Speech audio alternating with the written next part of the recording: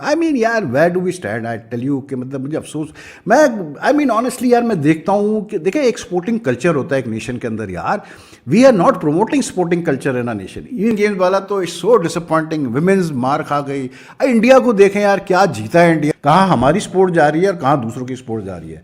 This is really time to really just ponder के where we stand, मतलब as a sporting nation, क्योंकि ये बहुत बुरे हालात है, बिल्कुल भी हालात ठीक नहीं है। और हम हॉकी की जब बात करते हैं तो शुरू इसी तरह ही करते हैं ना कि हॉकी हमारा कौमी खेल है, बचपन से यही पढ़ा है ना हमने माशरती उलूम की किताब में, मतलब कि बस पूरी वो पढ़ाई है। सेंटेंस ही होना चाहिए कि हॉकी हमारा कौमी खेल है, लेकिन फुल स्टॉप।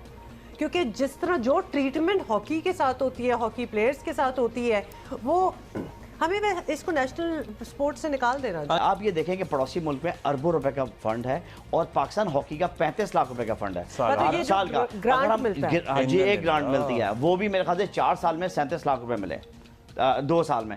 तो कहने का मकसद ये है कि एटलीस्ट या तो नेशनल गेम खत्म कर दें। हाँ, मेरा ख्याल है कि ये टैग हटा देना खत्म कर दें। चाहिए, किताबों में लिखा जाता है हमारा कौमी खेल हॉकी है, तो या तो उसको खत्म कर दें।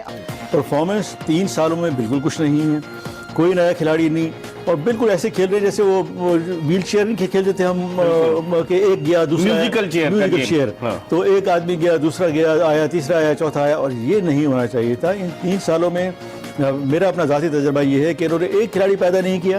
नहीं चाहिए ये क्या है, ये तो ये मतलब इस पे हम खुश हों या रोएं कि मतलब कोई निजाम ही नहीं है, कोई तरीका कार ही नहीं है, कोई पैसे ही नहीं है। मतलब 2 सालों में 37 लाख रुपए स्पोर्ट दे रहा है हॉकी के लिए। ये जो रिएक्शन है, ये किसी के दिल में दर्द आया कि भाई बैन लग जाएगा, हमें मदद करने, इट शुडंट बी कि जी दर्द आया, कोई सिंपैथी हुई तो हम हेल्प करेंगे, वरना तो ये बैन लग ही रहा है। मतलब ये सिंपैथी की जरूरत तो नहीं होनी चाहिए ना। This is our national sport for heaven's सेक।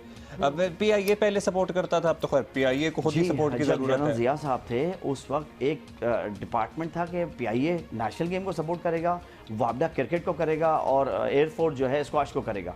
अभी आप देखें पीआईए की तो खुद उसको हेल्प की जरूरत है। साहब आप देखें कहाँ खड़ी है हॉकी, जिस तरीके से भारत ने हमें हराया। कैसे देखते हैं पाकिस्तान हॉकी फेडरेशन के इन मामलात को? पाकिस्तान हॉकी टीम खिलाड़ियों के डेली अलाउंस को लेके बैठी हुई है।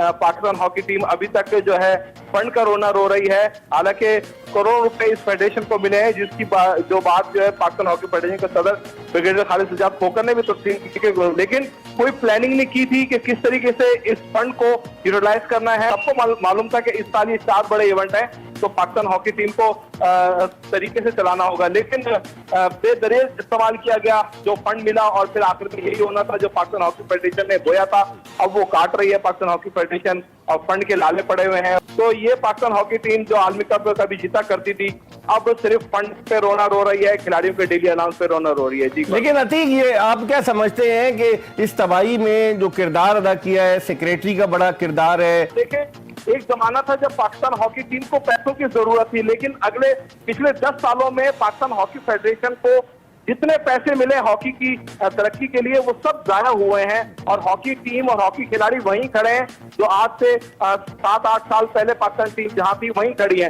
लेकिन इस दौरान जितने फंड और जितने पैसे मिले, उसका हर फेडरेशन ने बेदरेज इस्तेमाल किया, चाहे वो सेक्रेटरी शहबाज अहमद सीनियर हो, ब्रिगेडियर खालिद सज्जाद खोकर हो, या इससे पहली वाली कोई फेडरेशन हो, या आसिफ बाजवा की फेडरेशन हो, सब ने बेदरेज इस्तेमाल किया फंड का, और खिलाड़ी और पैसों से महरूम रहे, हॉकी टीम जो है वो पैसों से